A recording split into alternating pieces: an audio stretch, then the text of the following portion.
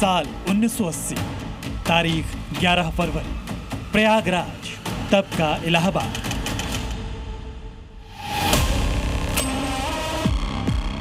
मौसम में हल्की सर्दी थी और हवा में बसंत की खुशबू तैर रही थी। इलाहाबाद कचहरी में हर रोज की तरह ही वकीलों और मुवक्किलों की भीड़ थी।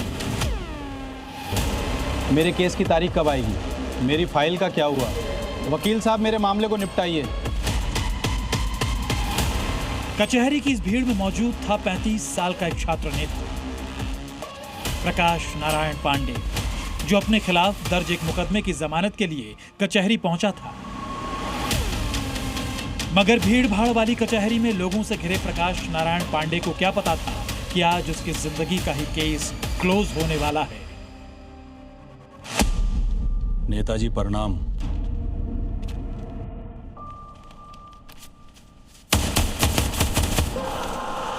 अरे ये क्या हुआ? कोई हेल्प करो, खून बह रहा है, जल्दी करो।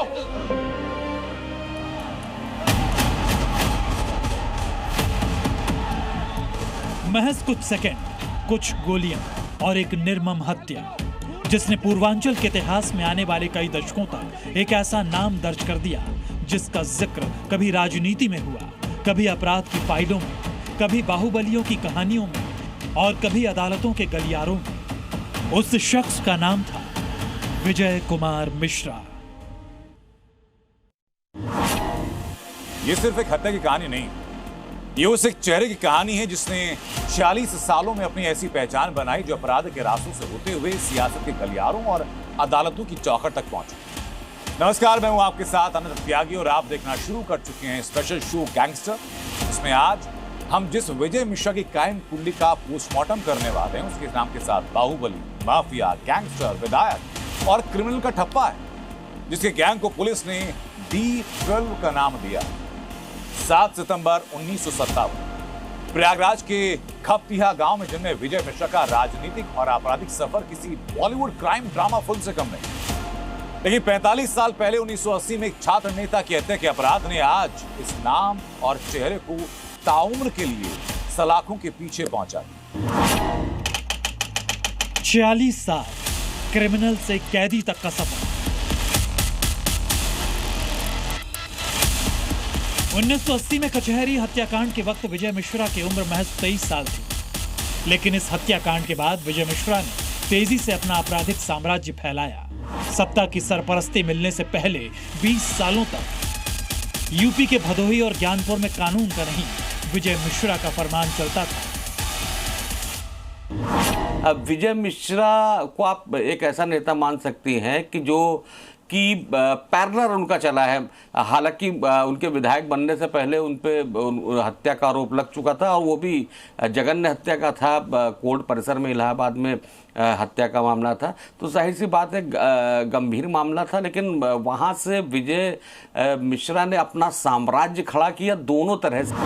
आप सभी से निवेदन है कि वोट हमारी पार्टी को ही देना।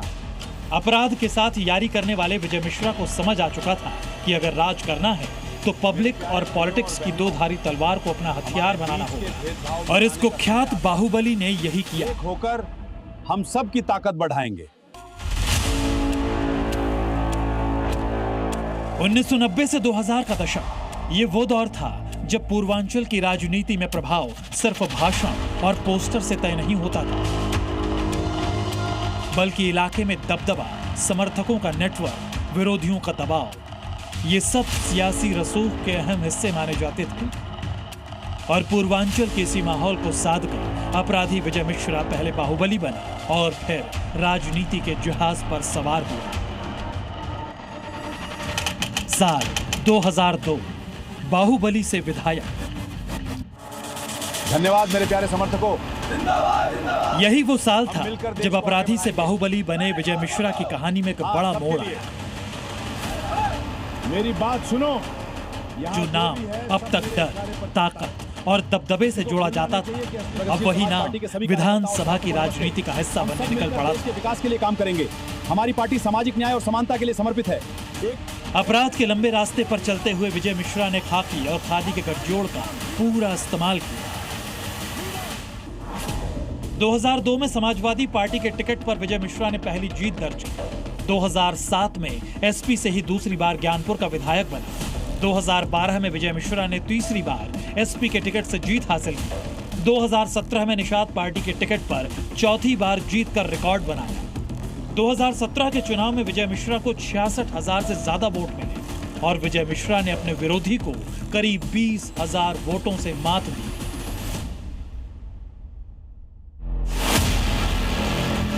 – 2002 की पहली जीत ने ही साफ कर दिया था कि इस डर की ताकत सिर्फ एक इलाके तक सीमित नहीं रह गई थी, बल्कि इस ताकत के पास अब राजनीतिक पहचान भी थी। जिस चेहरे को दुनिया अपराधी, माफिया और बाहुबली कह रही थी, उसने राजनीति के घोड़ों को पूरी तरह साध लिया था। 15 साल में लगातार 4 जीतने, बेशक सत्ता के गलियारों में विजय मिश्रा का कद ऊंचा था, लेकिन जितनी तेजी से इस कुख्यात का नाम राजनीतिक ऊंचाई को छू रहा था, उससे तेज पुलिस और अदालतों की फाइलों में विजय मिश्रा का नाम दर्ज हो रहा था। हत्या, डकैती, अपहरण, बलात्कार, जालसाजी, रंगदारी, दर्जनों मामलों का जिक्र पुलिस रिकॉर्ड में है। विजय मिश्रा ने उत्तर प्रदेश से लेकर पश्चिम बंगाल तक गुनाहों को अंजाम दिया। यानी चुनावी राजनीति में अपना असर दिखा रहे विजय मिश्रा की क्राइम फाइल मोटी होती जा रही थी। साल 2007 तक विजय मिश्रा के खिलाफ हत्या, रंगदारी, लूट और अपहरण के करीब 30 मुकदमे दर्ज थे, लेकिन नवंबर 2023 तक ये आंकड़ा बढ़कर 83 मुकदमों तक जा पहुंचा। इसमें भदोही, प्रयागराज, मिर्जापुर, वाराणसी से लेकर लखनऊ तक संगीन धाराओं में मामले शामिल थे। लेकिन साल 2020 में विजय मिश्रा के खिलाफ 2 ऐसे केस दर्ज हुए जिसने पूरी तस्वीर पलट दी। भदोही में एक रिश्तेदार की शिकायत पर विजय मिश्रा के खिलाफ आपराधिक धमकी, जबरन वसूली, घर में घुसने और बंधक बनाने जैसे आरोपों से जुड़े मामले दर्ज हुए, जिसके बाद अगस्त 2020 में मध्य प्रदेश के आगर मालवा इलाके में पुलिस ने विजय मिश्रा को पकड़ लिया। गिरफ्तारी से पहले विजय मिश्रा ने एक वीडियो जारी कर अपनी जान को खतरा बताया था और खुद को फंसाए जाने की बात कही। देश प्रदेश के मेरा एकमात्र लड़का विष्णु मिश्रा है, उसे और पत्नी को मुझे एक फर्जी मुकदमे में लिखा दिया गया है, इसलिए आज या कल में हमारी गिरफ्तारी हो सकती है, कभी भी हत्या हो सकती है। आपसे इतना ही बार बार निवेदन है कि आप अपना आशीर्वाद और विश्वास बनाए रखें। 2020 में ही विजय मिश्रा के खिलाफ एक महिला गायिका ने रेप का केस दर्ज कराया था। उसने अपनी शिकायत में कहा था कि साल 2014 के लोकसभा चुनाव के दौरान विजय मिश्रा ने उसे अपनी बेटी के चुनाव प्रचार के लिए बुलाया था। 1 जनवरी 2014 को जब वो कपड़े बदल रही थी तो पूर्व विधायक उसके कमरे में घुस आया।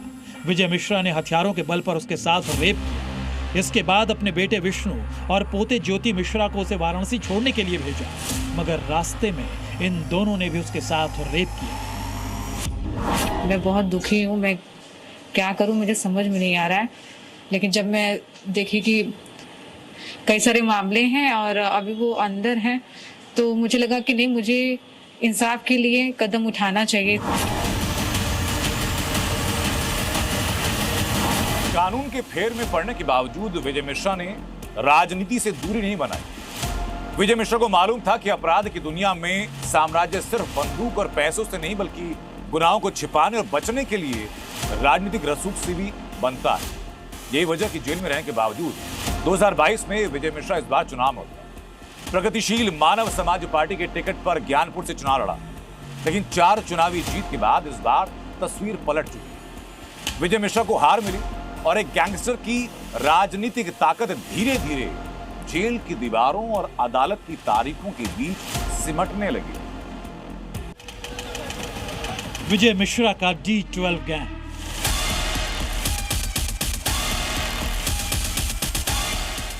भदोही पुलिस ने विजय मिश्रा के गैंग को D12 के नाम से दर्ज किया है। पुलिस के मुताबिक गैंग के सदस्य संगठित होकर अपराध करते हैं। यानी अब विजय मिश्रा की कहानी में चुनावी मंचों की जगह अदालतों के फैसले ज्यादा अहम होते जा रहे थे। 2022 में विजय मिश्रा को आर्म्स एक्ट के मामले में 2 साल की सजा हुई।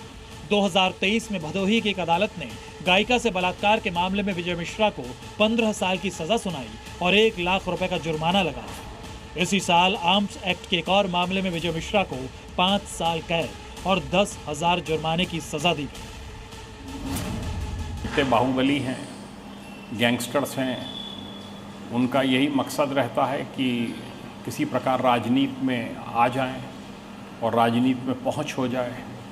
राजनीति में पहुंच होते ही उनका दबदबा और बढ़ता चला जाता है और आर्थिक साम्राज्य और मजबूत होता चला जाता है। लेकिन विजय मिश्रा की क्राइम फाइल का सबसे पुराना और सबसे चौंकाने वाला चैप्टर अभी खुलना बाकी था। एक ऐसा मुकदमा जिसकी शुरुआत तो 1980 में हुई थी, लेकिन उसका फैसला 46 साल बाद 2026 में आया।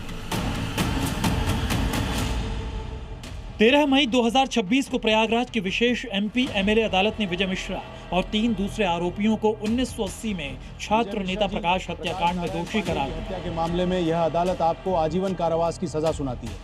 और अगले दिन 14 मई 2026 को अदालत ने विजय मिश्रा समेत 4 को उम्र कैद और 1-1 लाख रुपए के जुर्माने की सजा सुनाई। यानी जिस हत्या की तारीख को कैलेंडर ने 1980 में रोक दिया था, अदालत ने उसका आखिरी अध्याय 2026 में लिखा। 46 साल का वक्त बड़ा लंबा होता है, लेकिन उसके पीछे की वजह भी देखिए। जिस तरह से मूल दस्तावेज गायब हुए, जिस तरह से केस डायरी गायब हुई, ये बताती है कि उसका एक बहुत तगड़ा नेटवर्क था। और उसके बाद कोर्ट ने जिस तरह से गंभीरता इस मामले में दिखाई, जिस तरह से सजा हुई, ये जताती है कि कोर्ट में देर जरूरी हो जाती है लेकिन अंधेर नहीं है।